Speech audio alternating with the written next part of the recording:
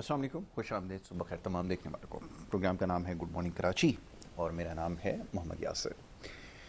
नज़ीन, अपने इस programme good morning Karachi में मुख्तलिफ मामलात और मौज़ूआत पर गुफ्तगू की जाती है। अवामी नौइयत के मामलात और मसाइल पर प्रोग्राम में ज़्यादा गुफ्तगू की जाती है। साथ साथ मुल्क की जो सियासी और माशी सूरत हाल है अमूमन ये भी ज़ेर बहस आती है। वक्त क्योंकि कम है और बहुत सारे ऐसे मामलात हैं जिसके ऊपर बात करने की इस वक्त अशद ज़रूरत है। ख़ास तौर पर जो मुल्क के जो समाजी नौइयत के मसाइल हैं, जो मौज़ूआत जो हम तक पहुँचाए जाते हैं, जिनकी निशानदही की जाती है, उसमें ज़्यादा मसाइल वही हैं कि लोग चाहते हैं कि जो समाजी मामलात हैं इसको बेहतर बनाया जाए। और ख़ास तौर पे हमेशा से हमारी ये कोशिश रही है अखलाकियात के हवाले से, किताब साजी के हवाले से बात की जाए और प्रोग्राम के ज़रिए मैसेज दिया जाए ताकि ये जितने मसाइल हैं इनकी इस्लाह हो सके। मौजूद मेहमान स्टूडियोज़ में तशरीफ़ फरमाएँ, मुख्तलिफ मामलात और मसाइल पर गुफ्तगू की जाएगी और ख़ास तौर पे जो सियासी सूरत हाल है वो ज़ेर बहस आएगी। उसके साथ साथ कुछ सेहत के हवाले से मामलात और मसाइल हमारा एक सिलसिला हमने हमेशा से शुरू कर रखा है जिसके पर गुफ्तगू होती है। तो सेहत से जुड़े मामलात और मसाइल हैं उसके पर भी बात की जाएगी। मौजूद मेहमान तशरीफ़ फरमा, उनका तारुफ़ आपसे करवाता चलूँ और उसके बाद गुफ्तगू जारी रहेगी। सबसे पहले जो मौजूद मेहमान हैं डॉक्टर रेहान हैं, एक बेहतरीन फिज़ियोथेरेपिस्ट हैं और इसके साथ साथ जो कार्य खैर के काम हैं उसमें बढ़ चढ़ कर हिस्सा लेते हैं और बहुत कम उम्र में ही ये सिलसिला शुरू किया जो कि बड़ा ही एक अच्छी बात है, बहुत खुशाइन चीज़ है। आजकल नौजवान नस्ल बढ़ चढ़ कर जो कार्य खैर के काम है उसमें हिस्सा ले रही है, तो ये बहुत मुतासिर कुन चीज़ है। तो आज डॉक्टर रेहान क्योंकि यहाँ पे तशरीफ़ फरमाए, उनसे मैं जानने की कोशिश करूँगा कि उनको ये कैसा ख्याल आया एक प्रोफेशनल डॉक्टर होने के साथ साथ और ये जो साथ में जो काम आपने शुरू किए हैं इसका ख्याल कैसे आता है। डॉक्टर रेहान को सबसे पहले खुशामदीद देता हूँ। बहुत शुक्रिया रेहान प्रोग्राम में हमें वक्त देने के लिए। वालेकुम अस्सलाम। उनके हमरा तशरीफ़ फरमाए हैं जनाब अनवर खुर्शीद साहब, जाना पहचाना नाम है, मुख्तलिफ चैनल्स पे आप उनको देखते हैं, उनकी गुफ्तगू सुनते हैं, मुल्क की सियासी माशी सूरत हाल के हवाले से बड़ा अच्छा तज्ज़िया और तबसरा करते हैं। सुबह के वक्त आज हमने मधु का रखा है।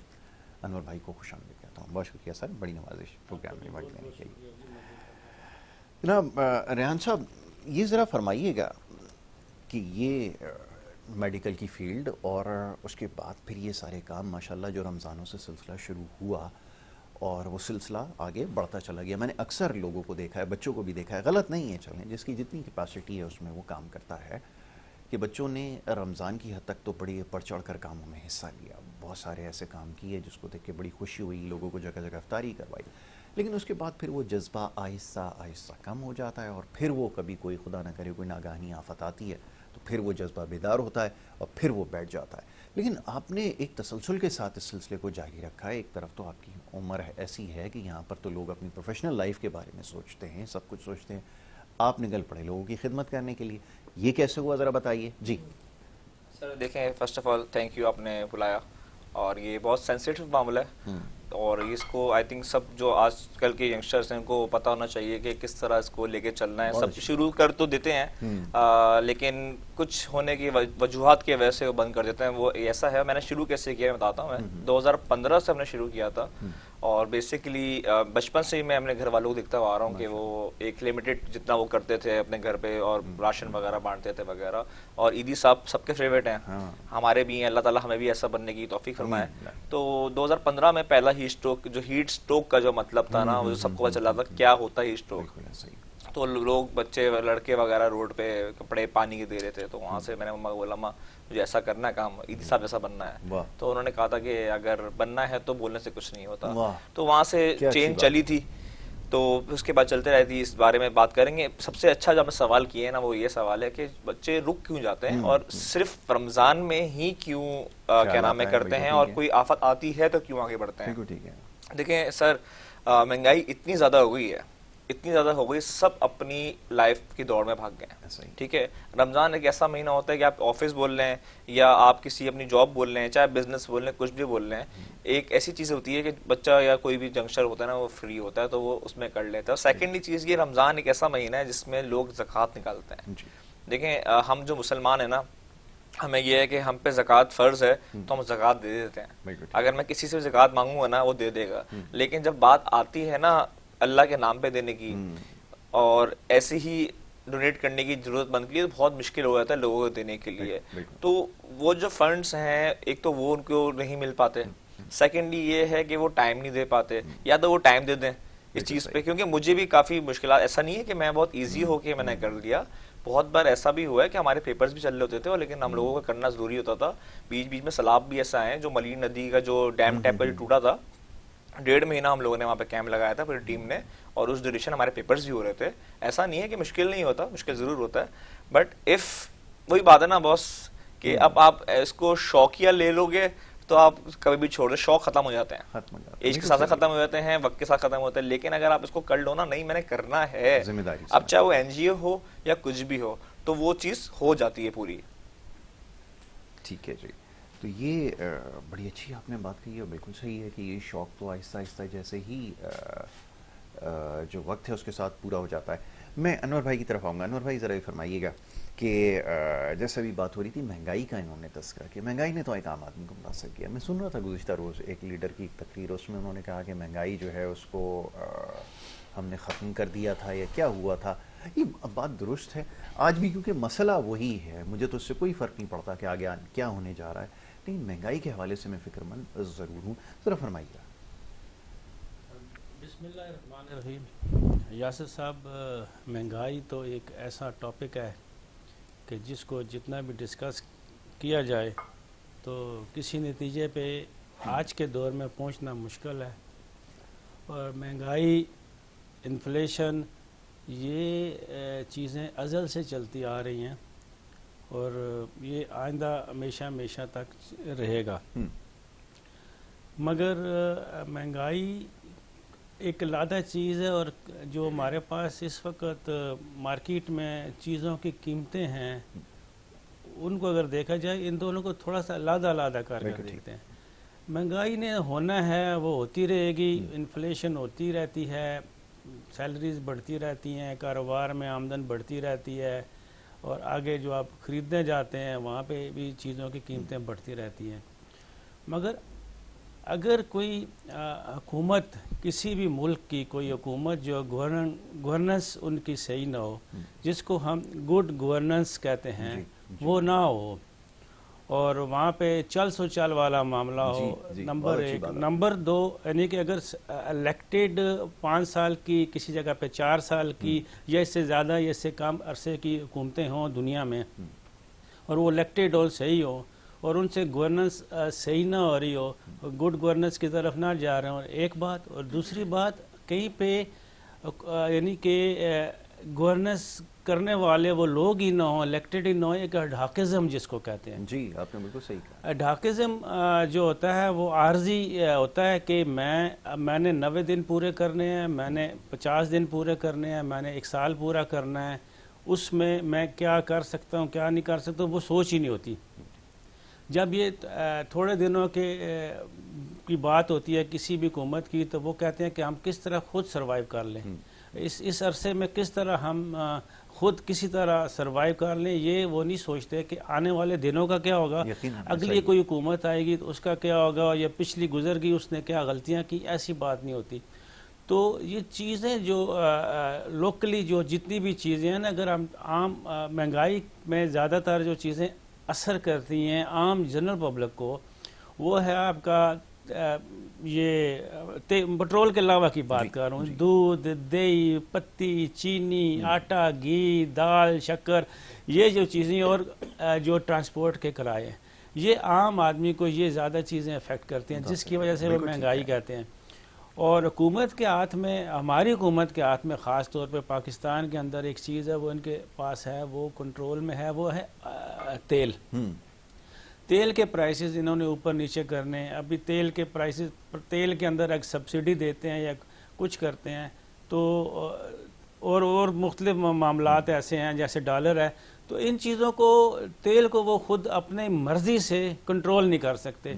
अब उनको, क्योंकि हमारे मुल्क के IMF के साथ ऐसे मायदे हो चुके हुए हैं कि तेल को खुद कंट्रोल करना मुश्किल हो गया। अगर मार्केट में अगर आपको घर में अगर वो 50 रुपये पर लीटर पड़ता है तो आपको उसको 60 बेचना चाहिए, मगर आप उसको अभी भी 284 पे बेच रहे हैं, क्योंकि आपके ऊपर मजबूरी है, आप अंदर टर्म्स एंड कंडीशंस में जकड़े हुए हैं IMF की कि अगर आपने पेट्रोल को कम किया तो बाकी उससे जुड़े हुए, पेट्रोल से तो हर चीज़ जुड़ी हुई है 100%। मैं कहता हूँ कि कोई पाकिस्तान के अंदर कोई भी ऐसी चीज़ नहीं है, अगर आप छींक भी मारते हैं ना, उस पे जो खर्चा आता है ना, वो पेट्रोल से जुड़ा हुआ। क्या अच्छी बात की। तो वो लिहाजा उसको अगर आप पेट्रोल को कंट्रोल कर ले गवर्नमेंट किसी तरह भी, IMF के साथ मायदे करके, मायदे ये नहीं होता कि मायदे पत्थर पे लकीर नहीं हो जाती कि कोई अलहामी चीज़ें नहीं है ये, आप उसके दोबारा बैठ के रिक्वेस्ट भी कर सकते हैं, कुछ हो सकता है, मगर विल नहीं है इस चीज़ की ना। आप IMF जो कहता है आप उसको मनोअन मान लेते हैं, तो दुनिया को दिखाते हैं, दुनिया को कहते हैं कि जी हमारे मुज़ाकरात चल रहे हैं, नाकाम हो गए, नाकाम हो गए। अल्टीमेटली एंड कंक्लूजन, जब आखिरी आपने एक जुमला लिखना होता है कंक्लूजन में, वो लिखना होता है कि पाकिस्तान ने या पाकिस्तान के वो वफद ने IMF की तमाम शराइत मान ली और IMF खुश हुआ और उसने आपको इतने डॉलर का कर्जा देखें, लोग ये समझते हैं कि पैसे आगे, कर्जा एक बहुत बड़ी, ये क्या कहते हैं कि कर्ज है, एक बहुत बड़ा आपके ऊपर एक हमेशा के लिए एक तलवार लटकी होती है कर्जा। कोई एक फैमिली के अंदर एक छोटा बच्चा किसी से 10 रुपए या 5 रुपए कर्जा लेता है ना, उस कर्जे से लेके IMF का ये अरबों खरबों रुपए का कर्जा होता है।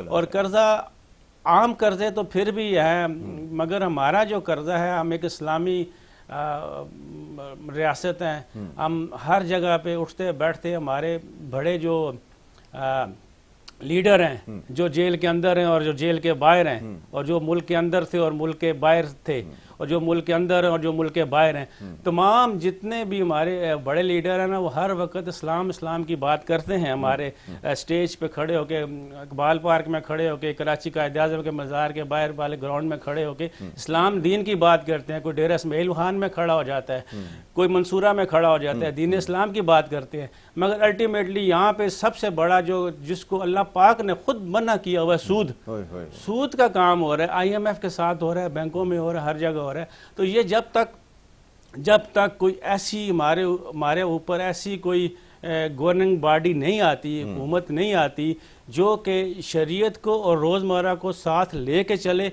और अल्लाह पाक की तरफ से ये पक्का खुला एक ऐलान है कि सूद के काम में कभी भी बरकत नहीं होगी, कभी भी वो नहीं होगा।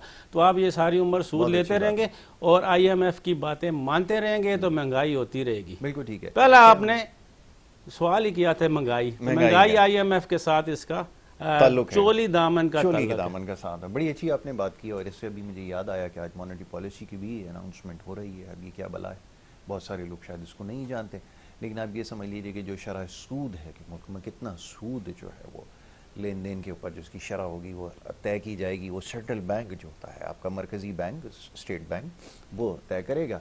और ख़बर ये आ रही है कि 22% के ऊपर इसको बरकरार रखा जाएगा। इसमें किसी किस्म की कमी जो है वो हालिया दिनों में होते हुए नज़र नहीं आती। 2 महीने के फ़र्क से ही आती है पॉलिसी, और आज जो है वो इसमें किसी किस्म की कोई कमी नहीं होने जा रही। तो ये एक बड़ी अजीब सी बात है। अभी जैसे मैं गुज़िश्ता दिनों सुन रहा था, निगरान वज़ीर आज़म साहब कहीं हवाला दे रहे थे कि मईशत के अंदर बेहतरी नज़र आ रही है, अशारिये बेहतर हो रहे हैं, इंडेक्स को स्टॉक मार्केट में देखें अगर जो बेंचमार्क है वो ऑल टाइम हाई के ऊपर है। ये सारी चीज़ें अपनी जगह मौजूद हैं। तमाम हकीकत यही है जो इस वक्त अभी कुछ देर पहले बात हुई है इसके ऊपर कि महंगाई किस तरह बढ़ाई जाती है, कीमतों का कंट्रोल ना करना बैड गवर्नेंस की निशानदेही करता है। और दूसरी तरफ ये कि ये जो तेल की वजह से, जिसकी वजह से हम अमूमन देखते हैं कि कोई भी चीज़ बाज़ार में ख़रीदने के लिए जाते हैं, हुज़ूर ये पेश किया जाता है कि तेल की कीमतों में बहुत इजाफा हो गया है, इस वजह से जो है वो कीमतों में कमी नहीं हो सकती। तो ये शायद इनके इख्तियार में नहीं है। इसके अलावा भी ये जो मौशी पॉलिसियाँ जो मरतब की जाती हैं ये कैसे होती हैं, ये हर शख्स जानना चाहता है। बहरहाल जो समझ रखते हैं, मामलात को देख रहे हैं इस मुल्क में, आम ज़िम्मेदार लोग हैं उनके बखूबी इल्म में है कि मामला कैसे चलाए जाते हैं। ब्रेक के लिए कहा जा रहा है, एक मुख्तसर सी ब्रेक के बाद वापस आएंगे। आप देखते रहिए प्रोग्राम गुड मॉर्निंग कराची।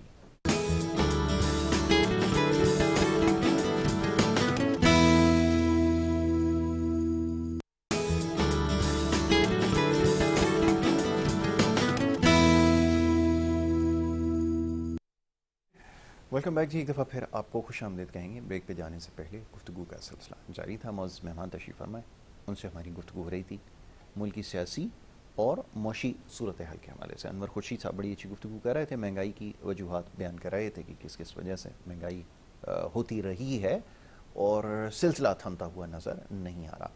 और बड़ी तशवीशनाक सूरत हाल। एक चीज़ का तस्करा करूँ, उसके बाद फिर मेहमानों की तरफ जाऊँगा कि इस वक्त हमारे लिए तो क्योंकि ख़बरों की अहमियत जो है वो इतनी नहीं होती, हमारे अपने मसाइल से जो जुड़ी चीज़ होती है हमें महसूस ही होता है कि शायद यही सबसे अहम खबर है। खबर ये है कि पंजाब के अंदर इस वक्त क्योंकि सीज़न है, वीट लगाई जाती है, गंदम जिसको हम कहते हैं, और उसके लिए ज़मीन तैयार की जाती है और फिर खाद की ज़रूरत उसमें पेश आती है। अब ये जो फर्टिलाइज़र और जो खाद डैप और सारी चीज़ें होती हैं उसके लवाजमात, ये इस वक्त जो है पंजाब के अंदर ये शॉर्ट हो चुके हैं। यहाँ पर जो है वो ब्लैक मार्केटिंग अपने उरूज पर है और उसका नतीजा क्या निकलेगा? नतीजा ये निकलेगा, मुख्तसरन आपको बताता हूँ कि इस वक्त अगर खाद की एक बोरी जो 1000, 2000 या 3000 रुपये में कभी किसी ज़माने में होगी, अब तो 10,000 तक उसकी कीमत जो है वो पहुँचाई जा चुकी है और वो फिर भी मार्केट में नायाब है, मिल नहीं रही। तो जो किसान हैं वो इस वक्त एहतजाज कर रहे हैं, हुकूमत से ही मुतालबा कर रहे हैं कि वो खाद उनको फराम की जाए, वगरना अगर ये वक्त पर काम नहीं हो सका तो अगले सीज़न में जब आपको गंदम की ज़रूरत होगी तो उस वक्त मार्केट में गंदम दस्तयाब नहीं होगी। इसके लिए पहले ज़हनी तौर पर तैयार रखिए। फिर इलेक्शन के बाद जो हुकूमत वजूद में आती है वो एक बड़ा सब्र आज़मा और बड़ा मुश्किल मरहला होगा। ये भी हमें देखना होगा कि किस किस तरह कौन कौन सी सियासी जमातें एक जगह बैठती हैं। मुख्तसरन ये बताऊँ कि जब वो आएगी हुकूमत तो उसके पास बाहर से गंदम मंगवाने के अलावा कोई दूसरा रास्ता नहीं होगा, क्योंकि इस वक्त उसके ऊपर तवज्जो नहीं दी जा रही और फिर उसके लिए लाखों डॉलर का ज़र मुबादला जो है वो खर्च होगा और नतीजा ये निकलेगा कि जो इस वक्त आपको गंदम मार्केट में जो शायद अभी दस्तयाब है आटे की शक्ल में जो आप इस्तेमाल करते हैं, अगर 300-400 रुपये है तो वो 600 रुपये में भी आपको फिर दस्तयाब नहीं होगा। तो इसके लिए तैयार रहिए, बड़ा आम मसला है। रेहान साहब, अभी जैसे महंगाई का आपने तस्करा किया और बहुत सारे काम एक साथ फिर बढ़ते जा रहे हैं, ये बड़ी एक अजीब सी एक चीज़ लगती है। यकीनन इसके लिए बहुत वक्त भी दरकार है। फिर इसके लिए आप जैसे और बहुत सारे लोग जिनको जुनून की हद तक इन चीज़ों का शौक़ है, उनका होना, उनको एक जगह जमा करना, उनकी एक टीम तश्कील देना, ये सब कैसे हुआ और कहाँ से ये लोग आए, ज़रा फरमाइए। देखिए, मैं आपकी बात का भी जवाब देता हूँ, लेकिन उससे पहले महंगाई की बात हो रही है, उसमें थोड़ी सी मैं बात ऐड करूँगा। देखिए, महंगाई ऑल ओवर द वर्ल्ड है, ठीक है, लेकिन महंगाई आप कर भी देना कुछ ना कुछ करके, लेकिन जिंदा तो रहना है। बिल्कुल ठीक है। बट ना आपके पास रोड है, ना आपके पास सिक्योरिटी है, ना आपके पास एनवायरनमेंट है। अगर कोई बंदा बाइक पे सुबह निकल रहा है और रात में घर आ रहा है ना, आई एम डैम श्योर उसकी मिट्टी वैसे कपड़े, और अगर हेलमेट पहना तो वेल एंड गुड, नहीं पहना तो आपकी सांस की बीमारी तो आपको होनी ही होनी है। तो महंगाई के साथ साथ आप जो, मुझे पाकिस्तान से बहुत प्यार है और किसी भी हाल में इंशाल्लाह पाकिस्तान छोड़ के नहीं जाऊंगा, कुछ भी हो जाए, बट द थिंग इज के दुख होता है कि आपको महंगाई तो हम लोग करते रहते हैं, लेकिन उसके साथ कुछ और भी नहीं है। आप कहते हो कि आप पाकिस्तान को, पॉलिटिशियन यूजुअली बोलते हैं कि आप पाकिस्तान को छोड़ें, आप वहाँ देखें कितनी महंगाई है, आप वहाँ देखें कितनी महंगाई है, आप वहाँ देखें कितनी सफाई है, आप वहाँ देखें कितनी सिक्योरिटी है। महंगाई में इतना नॉर्मली 30,000 पे है, अगर आप देखें ना जो डेली वेज, 30,000 बहुत ज्यादा बता रहा हूँ आपको, 30,000 से लेके 70,000 के बीच में लोग कर रहे हैं। और अगर सैलरी लेके जाएं और उनसे डकैती हो गई तो वो महीना क्या करेगा? आई एम रियली सॉरी, जो अच्छे घर के होंगे वो सरवाइव किसी तरह करेंगे, और थोड़ा सा जो उल्टा बंदा होगा ना, उसका दिमाग खराब होगा, वो चोरी की तरफ जाएगा। तो खराब उनको भी जो गुनाह चल रहा है ना सर, वो उन्हीं के सर पे चल रहा है। I am really sorry. ऐसे ही खैर, बैक टू योर क्वेश्चन कि कैसे शुरू हुआ। देखिए, यूनिवर्सिटी का मेरा पहला साल था, ज़ियाउद्दीन में पढ़ रहा था, मैं पहला साल था जब जैसे मैंने बताया कि मम्मा ने बोला कि यू हैव टू स्टार्ट, अगर आपको करना है, बातों से कुछ नहीं होता। तो वहाँ से स्टार्ट हुआ। 4-5 दोस्त थे, एक मेरा बचपन का दोस्त है अरसल, वो था, मेरी बेस्ट फ्रेंड जो है फातिमा, मतलब हम लोग 4-5 लोगों ने हिबा मिलके हमने स्टार्ट किया। और बहुत छोटा स्टार्ट किया था, इतना छोटा स्टार्ट था कि आप सोच भी नहीं सकते। जब आज तक लोग देखते हैं ना लकी वन के सामने ऐसे खाने बनने के, मैं कहता हूँ घर पे भी नहीं बनते हूँ किसी के भी, वो 9 साल की मेहनत है। और हमने बहुत छोटा स्टार्ट किया, तो 3-4 दिन के लिए किया। एक्चुअली मैं हमेशा एक बात बोलता हूँ, हर प्लेटफॉर्म में बोलता हूँ, लोग बोलते होंगे जो मेरा सुनते हैं थोड़ा बहुत, कि मेरा एक ही रटा हुआ एक सेंटेंस है कि आपकी जो आपका जो है ना, इन्नमा मालूम नियत, आपके नियत अगर है ना बॉस, आप सब कर लेंगे। टू बी वेरी ऑनेस्ट, मैं झूठ नहीं बोलूंगा, मेरी नियत बस ये थी यार स्टार्ट करते हैं, और स्टार्ट करने में थोड़ा बहुत ना अफ्तार बांट लेंगे, थोड़ा राशन बांट लेंगे, और वैसा ही हुआ। उसके बाद मैंने अगले साल सोचा यार थोड़ा बढ़ाएंगे, तो थोड़ा ही बढ़ा, थोड़ा ही बढ़ा। फिर करते करते फिर मैंने एक दिन सोचा यार 30 दिन करेंगे, 30 दिन, एक दिन छोड़ता हूँ, खुद भी घर पे करता हूँ अफ्तार, और बाकी दिन भी जो है वो जो वॉलंटियर करते हैं, क्योंकि यार इतना प्यारा महीना है रमजान का, अगर घर के साथ एक दिन भी ना मिले तो। फिर उसके बाद मैंने इरादा किया कि हम पूरा 29 डेज करेंगे, और पूरे 29 डेज हुआ। लेकिन हुआ क्या, वही समोसे या सम सॉर्ट ऑफ थिंग सारी जो होती है, माशाल्लाह अल्लाह की रिस्क है, उसको बुरा नहीं बोलते। लेकिन फिर उसके बाद मैंने प्लान किया कि ऐसा करेंगे कि हम लोग उस टाइम तक सिर्फ हम लोग ना ये कर रहे थे, ये इफ्तारी वगैरह, हम लोग ऐसा इतना बड़ा प्लेटफॉर्म MTFT जो मेरी फाउंडेशन है वो बनी नहीं थी। तो उसके बाद कुछ दोस्त हैं हमारे, हसीब भाई हैं, उनका अपनी केटरिंग है यूनिक, उन्होंने बड़ा साथ दिया, बहुत डिस्काउंटेड पैसों में हम लोग को खाना देना शुरू किया। तो हमने बिरयानी की 29 डेज। फिर जब हमने इरादा किया ना कि यार अब ऐसा खाना करना जो हम लोग घरों में भी नहीं खाते, तो उसके बाद वहाँ पे मंदी भी बनी है, वहाँ पे आपके टिक्के बने हैं लाइव, सब लाइव, बिरयानी और चावल के आइटम को छोड़ के जो खाना बन सकता है ना लाइव, वो लाइव बना। तो उसके बाद फिर मैंने बोला यार ये खाना खिला देना या राशन दे देना इज नॉट अ हल। हाँ, मैं उसी तरफ आ रहा था, इट्स नॉट अ हल, मेन बात ये है। तो देखिए रमजान में अफ्तारी करवाना, उसमें बात को थोड़ा बैक पे लेके चलता हूँ, खाना खिला देना, राशन दे देना। आई एम सॉरी अगर मैं यूं हाथ जोड़े सॉरी बोल रहा हूँ कि बाद में सब मुझे मैसेज करते हैं कि आपने बात बोल दी NGO वालों ने कि राशन देना गलत है। भाई मैं गलत नहीं बोल रहा, लेकिन हल नहीं है इसका। तो हल क्या है? हल ये है कि आप जो है लोगों को रोजगार दिलाएं। बहुत अच्छी बात है, यही सवाल आपसे था, रोजगार दिलाएं। अब रोजगार दिलाने में इश्यू, रोजगार दिलाएं क्या? अगर एजुकेटेड हैं तो कुछ चीज ना सोर्स लगा के, सॉरी सोर्स के अलावा काम होता नहीं है, सोर्स लगा के या कहीं भी करके आपने जॉब लगवा दी, लेकिन 90% एजुकेटेड नहीं होते, तो उनको क्या आप ठीला लगा सकते हो? मेरे इसमें ये नहीं है कि मैं पान का केबिन नहीं लगवाता, क्योंकि पान के केबिन में सिगरेट रखना पड़ता है और मैं इस चीज को प्रमोट नहीं करता। सॉरी, सबसे ज्यादा डिमांड इसी की आती है, बट मैं इसको नहीं करता। चलें चिप्स का हो गया, ऐसी चीजें हो गई। अब लगाएं कहाँ बॉस? अब लगाएं जहाँ पे उसके सामने वाले को आपको रेंट देना पड़ेगा, चलो वो भी दे देंगे। ट्राई किया बहुत, जिसको दिलाते हुए भाग जाता है। अब इसका क्या करें बॉस? बिल्कुल ठीक है, इसका बड़ा मसला हुआ। फिर क्या करें? तो उसके बाद हमने बोला या फिर एक थोड़ा हेल्थ सेटअप की तरफ जाते हैं। लास्ट में आपके इंटरव्यू में आया था, मैंने कहा था मेरा एक ड्रीम है एक हॉस्पिटल बनाने का। तो हॉस्पिटल के तो नहीं बना, लेकिन एक स्टार्ट अल्हम्दुलिल्लाह हो गया है। क्लिनिक हम लोगों ने स्टार्ट कर दिए, वहाँ पे हम लोग 30 रुपए में, फ्री का सीन नहीं है बॉस। बहुत अच्छी बात। फ्री का सीन इस वजह से नहीं है कि अगर जो आ रहा है, अगर जो सफेद पोस्ट जो है वो अपने जो आप नहीं आएगा कि फ्री के चक्कर में जाऊंगा देख लेगा तो क्या है, एटलीस्ट वो 30 रुपए दे। और दूसरा मोटिव ये होता है कि फ्री का किया ना, इंशाल्लाह फ्री मेडिकल कैंप में आप लोगों को इनवाइट करूंगा मैं, उसमें आप लोग देखेगा, जिसको कुछ भी नहीं है ना वाकई बैठ जाएगा। ठीक है। और इतनी महंगाई हम बात कर रहे हैं, 30 रुपए भी कुछ होता है, तो 30 रुपए फ्री में तो कोई भी नहीं देगा। तो रीजन यही है, जैसे हमने सस्ती रोटी प्रोजेक्ट हमने स्टार्ट किया है माशाल्लाह, हमने 10 आई थिंक 20 रुपए या 25 रुपए रोटी चल रही है, हम 10 रुपए ही देते हैं कि भाई जिसने खानी है वो लेगा, वेस्ट नहीं करेगा। वरना वो पता है क्या करेंगे, फ्री के लेंगे, जमा करेंगे, वो अपने गाय बकरों खिला देंगे, उनके लिए नहीं है। अभी ब्रेक में हम ये बात कर रहे थे महंगाई पे कि जब हमने स्टार्ट किया था आई थिंक 2900 का बोरा था, जो 50 kg वाला होता है। अब मेरे खास 8,500-9 हज़ार रुपये चले गया है, तो बड़ा मुश्किल है। तो अभी माशाल्लाह ऑर्फनेज की तरफ भी चले गए हम लोग, वहाँ पे माशाल्लाह 10 बच्चे हैं, तो चल रहा है। टीम जो है सर, टीम वाली आपकी बात जो है ना, बड़ा मुश्किल होता है टीम को चलाना।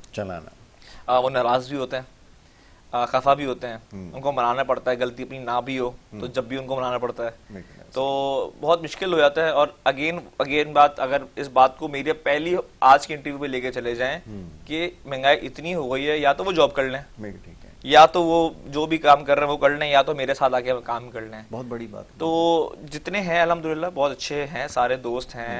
अगर मैं इनका नाम ना लूँ तो ज्यादती हो जाएगी। शेरोस है, जनान है, अरीफ है, उस्मान है, उसामा है, बहुत सब आप ही के एज के सारे हैं? ऑलमोस्ट सब एक ही एज के हैं। मेरा मेरा ये है। मेरा सपोर्ट मेरा घर का बहुत भाई बहुत, मेरा हुसैन भाई डॉक्टर है, वो भी बीडीएस डॉक्टर है, बड़ा बड़ा अच्छा सपोर्ट मिलता है मुझे। लेकिन अगेन वही बात है सर, घूम के अगर मैं स्टोरी यहाँ से शुरू करूंगा ना, एंड हो जाएगी महंगाई पे, महंगाई के ऊपर हो जाएगी। तो यही गुफ्तगू है अनवर भाई, बच्चे जो हैं वो काम कर रहे हैं और चाहते भी हैं काम करना, लेकिन महंगाई सबके आगे जो है वो रुकावट बनी हुई है। अब आखिरी चंद लम्हात हैं, अब आने वाले दिनों के हवाले से आजकल तो सहाफ़त कम है और पेशगोइयाँ ज़्यादा हो रही हैं, इल्म नजूम से बराह रास्त वाबस्तगी हो चुकी है सबकी, हर शख्स ही नजूमी बना हुआ है। तो आपका इल्म नजूम क्या कहता है, क्या सितारों की चाल बता रही है कि इंतखाबात के हवाले से?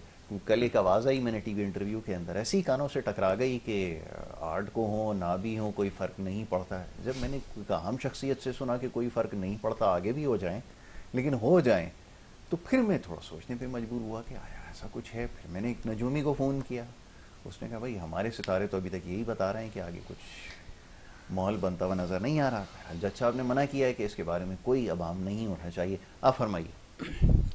देखिए जी, इलेक्शन की डेट दे दी इलेक्शन कमीशन ऑफ पाकिस्तान ने, प्राइम मिनिस्टर केयर टेकर और प्रेसिडेंट ऑफ पाकिस्तान ने इलेक्शन कमीशन को कहा, उन्होंने डेट दे दी है।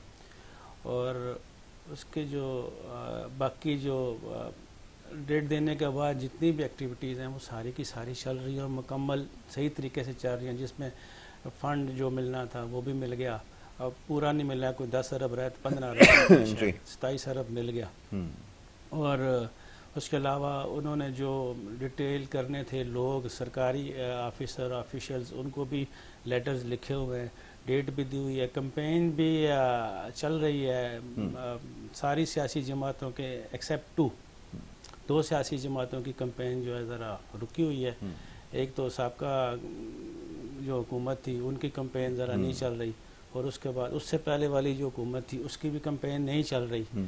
तो अभी अपेरेंटली जो देखा जा रहा है पूरे मुल्क में इस वक्त जो केयर टेकर सेटअप चल रहा है, तो उसको अगर देखा जाए तो वो लगता है ऐसे है कि जैसे इस वक्त पाकिस्तान मुस्लिम लीग नून की हुकूमत है पूरे पाकिस्तान में, इंक्लूडिंग सिंध। अच्छा, लग ऐसे रहा है ऐसे नहीं है, लग ऐसे रहा है ना। वो जब आप देखते हैं कि आप सड़क पे खड़े हैं तो एक नाका लगा हुआ है, तो उस पे से मुस्लिम लीग नून की कोई 2 बंदे आते हैं तो उसको कहते हैं लंघ जाओ, और पीपल्स पार्टी के आते हैं तो उससे पूछगिछ करते हैं, और तहरीक इंसाफ के आते हैं तो उनको लंघने ही नहीं देते।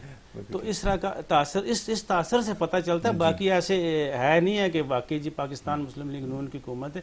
ये तासर जब नज़र आता है सोशल मीडिया पे, प्रिंट मीडिया में, इवन जो हमारा इलेक्ट्रॉनिक मीडिया उसमें भी हम जब देखते हैं सामने, तो हमें ज़्यादातर यही नज़र आता है पाकिस्तान मुस्लिम लीग नून की।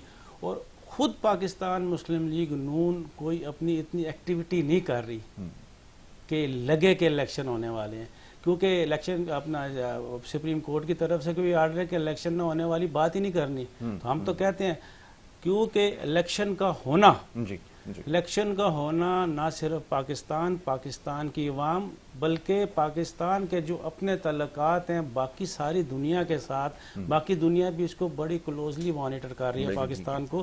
तो इसके लिए ऐसे है कि ये इलेक्शन होना बहुत ज़रूरी है। IMF का भी कुछ इसमें है कि इलेक्शन है। बाकी सुनने में आया है कि कुछ ऐसे ममालिक हैं, जैसे अभी रूमर्स हैं कि सऊदी अरब ने कुछ फोर्स मांगी है 30,000 पर्सनस की पाकिस्तान से, तो उन्होंने कहा जी हम ये हो गया हमारा ठीक है मायदा, मगर हम इलेक्टेड हुकूमत जो आएगी उससे बात करेंगे। तो इस तरह से प्रेशर इलेक्शन का बहुत ज़्यादा है, हमारे अपने जितने भी सरकारी इदारे हैं उनकी तरफ से भी, और जितना बाहर के ममालिक से हमारे जिनके तल्लुकात हैं उनकी तरफ से। मगर जो कारोबार ज़िंदगी नज़र आ रहा है पाकिस्तान के अंदर, और वो हमें अभी सितारों की कहें कि दुनिया को देख के, कहें कि दुनिया को देख के, यानी कि चलें बाकी सारी चीज़ों को छोड़ देते हैं, हम सिर्फ एक सेंटेंस को पकड़ लेते हैं कि क्या सुप्रीम कोर्ट ने क्यों कहा कि ऐसी बात ना करें। आज से पहले 76 साल तो ऐसे कभी कोई ऐसा ऑर्डर नहीं आया कि इलेक्शन होने या न होने पे बात ना की जाए। तो हम इलेक्शन का न होने पे बिल्कुल बात नहीं करते, इलेक्शन होगा क्योंकि सुप्रीम कोर्ट ने कहा, और पहली दफ़ा सुप्रीम कोर्ट ने भी कहा है, तो इसका मतलब है कुछ ऐसे है बात। बिल्कुल ज़रूरी ऐसी बात है।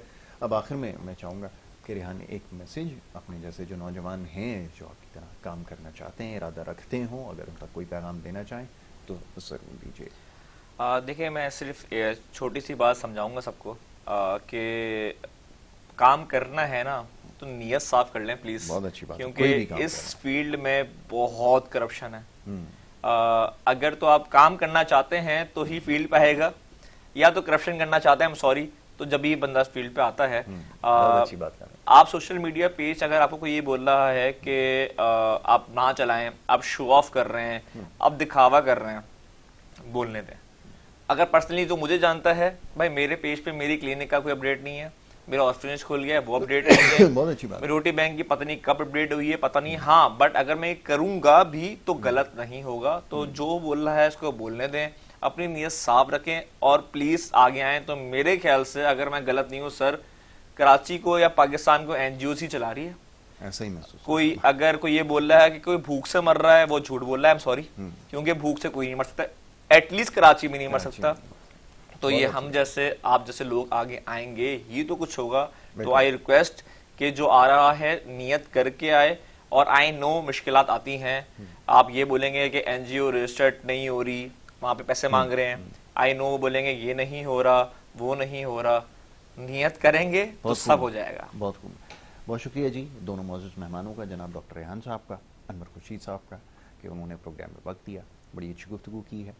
और ख़ास तौर पे इस वक्त जो मुल्की सियासी सूरत हाल है इसके हवाले से गुफ्तगू की गई। और साथ ही डॉक्टर रेहान बड़ी अच्छी नौजवानों को एक पैगाम दिया है। कार खैर के कामों में उन्होंने हिस्सा लेना है। यकीनन मसाइल और मसाइब बहुत ज़्यादा हैं, तमाम उसके बावजूद भी खैर का काम जारी रहना चाहिए।